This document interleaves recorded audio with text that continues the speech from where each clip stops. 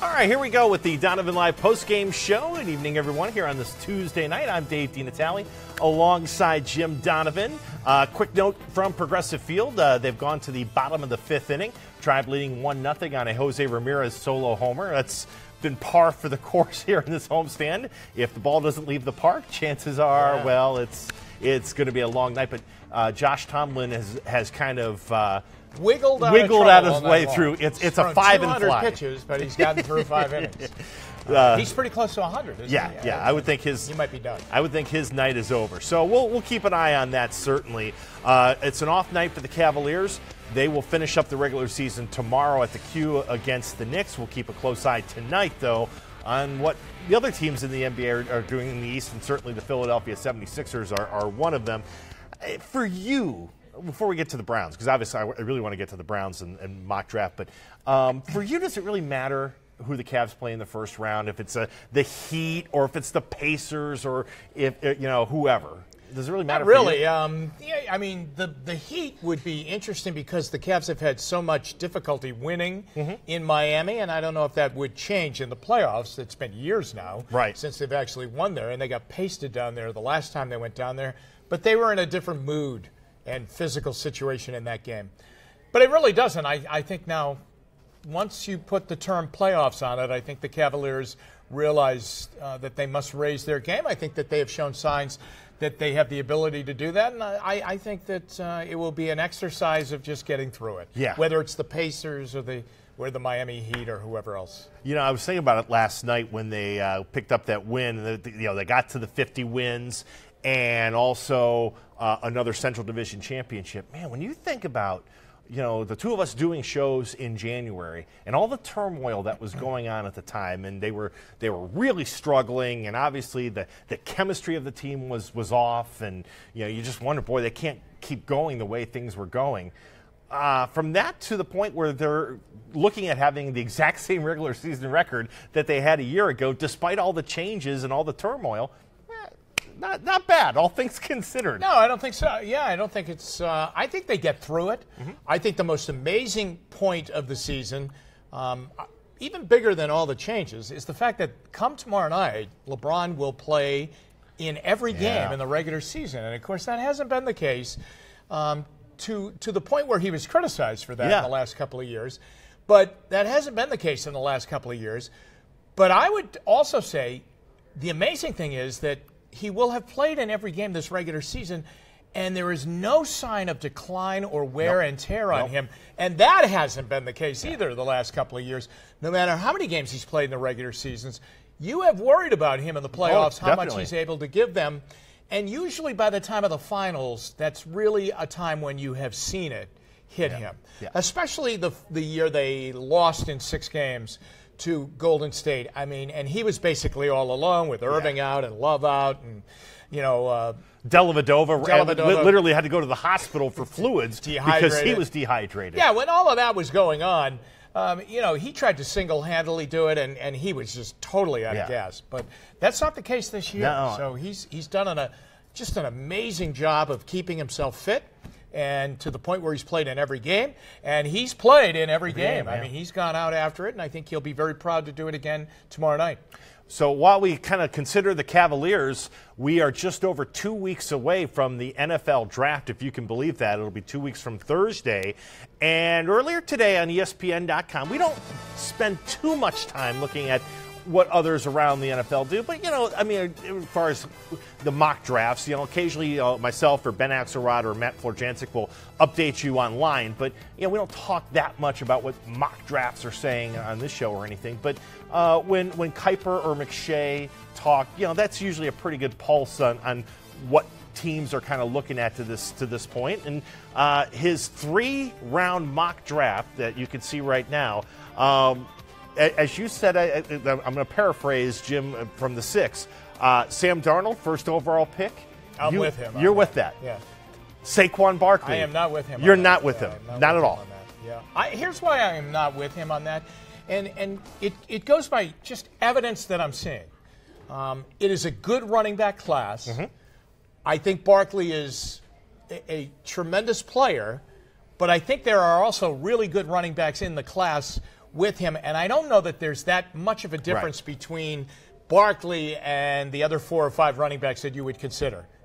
But they signed Carlos Hyde, okay? And Carlos Hyde is a back that is going to command the football, and deservedly so, a number of times. He's probably going to be your main running back coming into the season, okay? I think he is going to be the guy. Now, I understand, Duke Johnson has a special set of skills that, you can get the ball to him out in the passing game. You can put him out on the edge a little bit more. But I think the grind it up, get the yardage guys, the 3rd and 2 that we still have confidence we can run the ball, is going to be Carlos Hyde. That would tell me you don't take the 4th pick and put a running back, his name on the card that you hand in to the commissioner. That, to me, I just think when you're where the Browns are, and I understand. I mean, people look at Barkley and like, well, he's special, and he is. He's a talented player.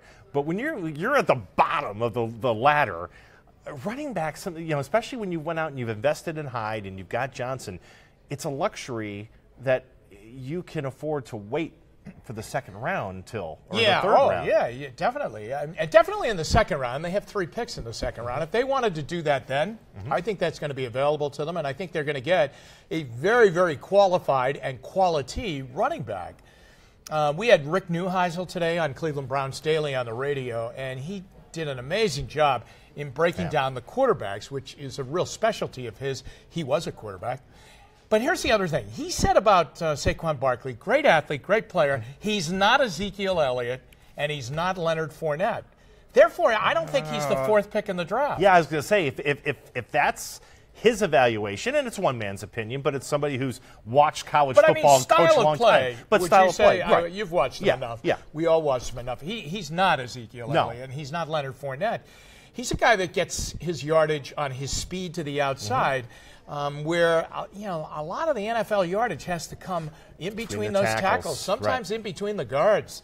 I mean, it's got to even be in a tighter window. I think the Browns' offensive line is built that way. Their money is on the guards. Yes. Bitonio, Zeitler, to some extent the center, Treader, but not on the tackles. Right. Not on the tackles. Especially not with number 73 no longer here. He's not going to walk back through that door. I mean. The other thing is, not on the blocking tight ends. Right. They're not. Those aren't the guys. That's how you get outside yardage.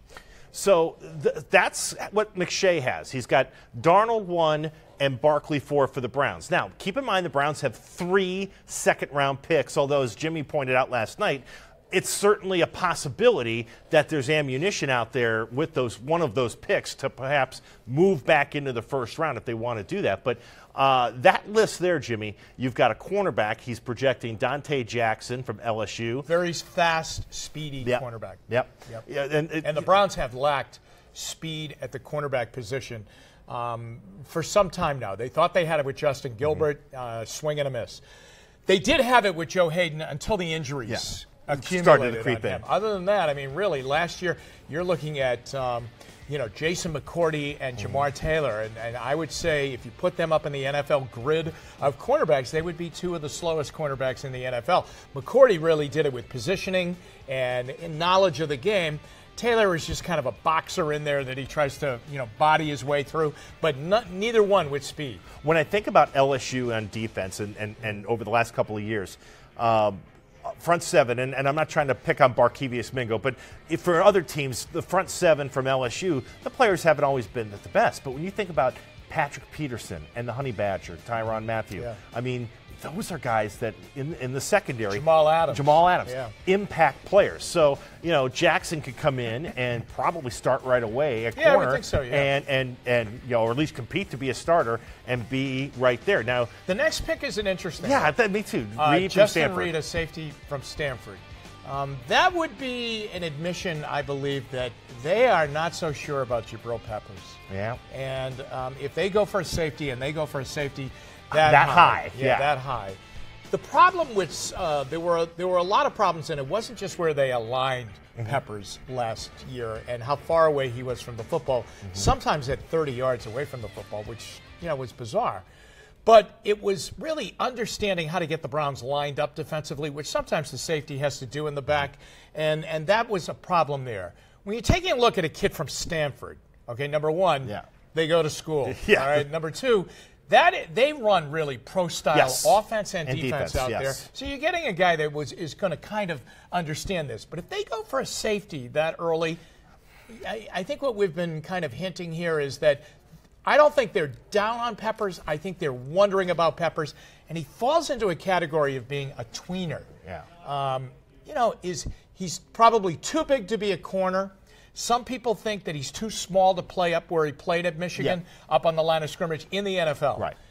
And then you wonder about, does he understand the game to be the last line of defense deep in a secondary? And the other thing that comes to mind when I saw that today for Reed is that Peppers, and you've talked about this before, when the Browns over the last couple of years, and it's been a lot of times by necessity, they've drafted these guys, and they've had no competition.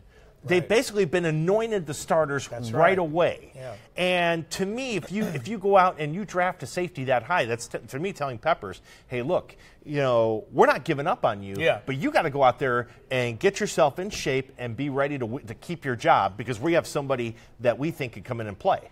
Well, I can tell you personally, he is in shape. I saw him the other day, and he is really in shape. That's great. Okay, so he is very, very much in shape, and I think that he probably – I think has a pretty good understanding that he has to come in and he has to be better than he was. And I think that theme has come out to a number of players on this football team right now, that this is a better roster, and it's even going to get better once we draft players, but it's better because of what they did. 17 new players coming into this roster through free agency and trades. It's a better roster. It's going to be a more difficult roster to make. So a guy like Carl Nassib can't walk in and just make the team.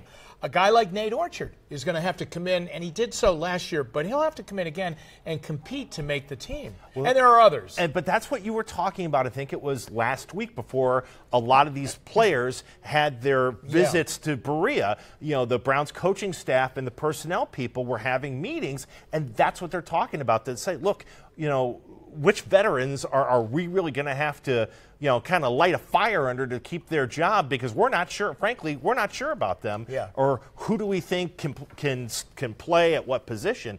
I think it's exactly what you're talking about. Yeah, that is exactly what you're talking about. Now, the next pick that he makes is a very, very interesting pick. It's at 64. It's that late pick in the second round. And it's a tackle, Brian O'Neill from Pittsburgh, a big tackle. And this is going to be something they're going to have to do. And they're going to have to bite the bullet, and this is the after effects of losing Joe Thomas. Now, is Brian O'Neill going to go in and start right away? No, probably not, because the first guy that obviously and publicly has gotten the first right to win the position is Sean Coleman going over to left tackle. But they have to protect themselves, and they have to move towards the eventuality that they're going to have to get a young tackle in there. Would you be surprised if they didn't draft an offensive tackle in the first two rounds? If they either didn't, take a guy like O'Neill in the second round. I would be surprised if they didn't do that. If they did not do that. I wouldn't be surprised. And some people have them doing this too, that if they target a tackle, if they see the tackles hanging out on the board, but they're not going to get late first round, go back up and get one. There was one mock draft that had them going up, and I think his name is a kid from Texas, Connor Williams, I think is his name. Big tackle. And that, that could possibly happen. I think what you always have to watch in the draft is there will be runs on a position. Somebody will say, okay, I'm going to take the running back. And then, the second wave of running backs. And then everyone says, well, I better get one now. We saw that. Remember when I always think of 2014, the wide receiver draft, where you had Sammy Watkins went, and then Mike Evans went, and then Odell Beckham went. And all of a sudden it's like, wait a minute. And that's what happens. It's like, when one guy, and I think we'll see that with the quarterbacks. I think once, let's say McShay's right, the Browns take Darnold, and then let's say Mayfield is the next to go. Let's say he goes to the Jets. Then it's like it's going to be a rush for Allen and Rosen and maybe Lamar Jackson and Mason Rudolph. And you're going to see teams sometimes get desperate because they don't want to miss out. Yeah, Dino, I think that a lot of people conservatively think that there will be 5 quarterbacks taken in the first round, and if Mason Rudolph went, that would make 6. I think a lot of people feel someone's going to jump on Lamar Jackson and take him. I do. So. I think so. A couple of questions from you fans here on Facebook from Ray Ellenwood. Or actually, these are comments, but I think they're interesting. 2 sides to this. Ray says any quarterback drafted by the Browns will get educated on the bench for at least one season. I mean, I think that's a true statement. That's true. No, I think they've all been told that. Yeah. Tyrod Taylor's your starter. Drew Stanton is your backup / mentor for the rookie quarterback. Ernest says no quarterback gets educated from the bench. He has to play to make a major impact. I would say I always, like a guy like Aaron Rodgers is, to me, the best example. Where Jimmy Garoppolo. It is, Ernest, I think sometimes it depends on a lot of cases who your coach is, your quarterback coach, your old coordinator, and the veteran or veterans working with you. But it is beneficial to sit in that quarterback room and watch tape and to figure out, okay, what would I have done in that situation, and learn how to be a starting quarterback without having the pressure of being a starting quarterback. I think so, and I think the other thing you have to remember is that this team has to win. Yes, badly. They have to start winning, and they expect to win some games this year, okay? Yeah. If you we saw what happens if you put a rookie quarterback out there and he's not ready. And I don't think any of these guys are ready. Yeah. Now, some of them may be closer than others. I mean, some say Rosen might be able to go in and play. I don't know. Some say because Mayfield's 23 years old, he's ready to go in and play. That may be true, but he has to go to the right team, because you would have to tailor your offense a little bit to the run-pass option, the RPO, as they say, if you were going to play him. But, there are cases that are isolated where a quarterback can go in and play right away. There are more that say you got to sit and wait a little bit. And that's the road that they have gone down, and that's what they've told these guys, and I think that's what they're going to do. They're going to hold firm on it. Yeah, it's interesting how I think it's changed a little bit in the NFL. Maybe I think you might agree with this. Like in 2014, even going back to 2012, Andrew Luck drafted, played right away. Robert Griffin III drafted, played right away. I think Tannehill played right away. Russell Wilson played right away. Brandon Weeden played right away. Jameis Winston, I think, played right away. He did. Mariota played right away. Wentz played right away. But it took Goff 9 games. Yeah, or Goff, and after Wentz, we've started to kind of see, I think, teams kind of pull back a little bit. Trubisky had to wait. Watson waited a little bit, if I remember right. Not that long. Not that long. No, he was in it the second half of the first game. Yeah. So, but here's the thing, is that you're right. But those guys in those situations. Okay, there wasn't a better option. Yeah. I mean, Andrew Luck, you had to put him in there. Yeah. I mean, Peyton Manning was gone at that time. That's how they got Andrew Luck.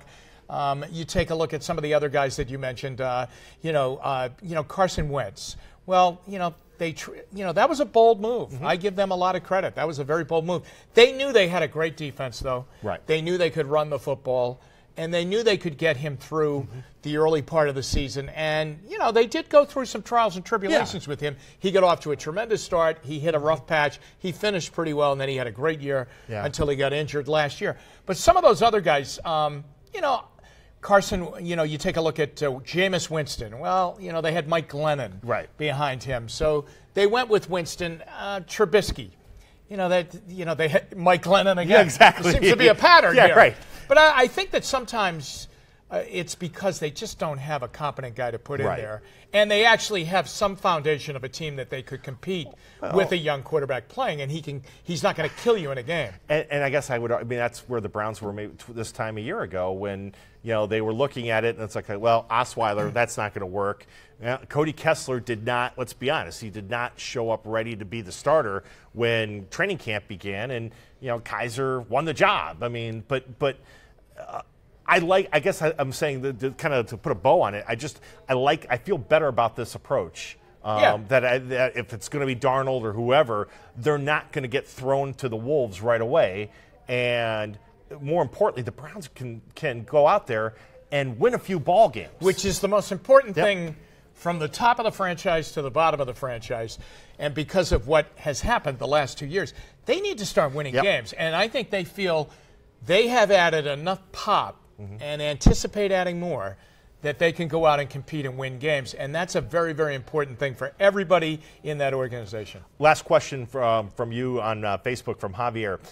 Can a 1-31 Hugh Jackson improve? And I guess he's probably being a little snarky, but I'll kind of fill in the. Can a coach that as a head coach, I know in Oakland he had some success, but as a head coach here in Cleveland, it's been a disaster. Well, they've given him another chance, and they've filled the cupboard for him. Yeah. Can he improve? Well, yeah, I think because I think that he will be a head coach now, not an offensive coordinator. Yes. And he is not going to be the offensive coordinator. Yeah. Not with Todd Haley. No, not with Todd Haley here. And that was an important hire. And it was a bold hire. Yeah. I mean, it really was. It sent the statement out to everybody that Hugh Jackson was going to be the CEO yes. now. He's going to be the head coach of the football team. So I think that, yes, he had too much on his plate. I think it's a mistake by a lot of, early on first-time head coaches, and I know he was a head coach with the Raiders. But a lot of guys make the same mistake. I mean, Pat Shurmur made that mistake here in Cleveland. Chris Palmer made that mistake in Cleveland. Rob Chudzinski might have made that mistake too. He called his own plays. It's a lot. That's a big job. And then to be the head coach of the football team too. Then look at the quarterback room he was dealing with. Yeah. I mean, he couldn't even lean on a veteran quarterback. Right. He didn't have a McCown there to kind of lean on and say, listen, can you pick this up for me a little bit? Yeah. I got to take care of this. Yeah, exactly. I think that the streamlining of his responsibility and his ability to focus on the temperature of the football team and making sure that they're ready, I think he should do better. And if he doesn't do better, well, then you have your answer. Right. Then changes will come. Yeah, then you have your answer. Yeah, then changes will come. Remember, he was not hired by this general manager. Right. Exactly. They're giving him another shot to see what he can do. It's now 1-0 Indians into the top of the seventh. Coming up, Channel 3 News at 11. Jimmy, you will have highlights. Also, great story about the young man from Garfield Heights who's going to Ohio State. What a coup for Chris Holtmann and the Buckeyes. Yeah, because the list of colleges that were going after him, North Carolina, Michigan State, Georgetown, Florida, I think to name a few, he probably gets stacks and stacks of mail. Yeah, Alonzo Gaffney is who we're talking about. Was 6'9"? Yeah. 6'9", averages 18 points a game. Now remember, he's got his senior year. He still has another year in high school. Sonny Johnson's like, hey, wait, I got another year with him. Year with him. Right. But his dream was to always play for Ohio State. And so he's cleared the deck, and he's made his decision. And sometimes that really works out well for a kid, that you take all of that away from your mind and the recruiting process. You get it out of the way. Enjoy your summer. Yeah, you go out and you have a great senior year. Yep.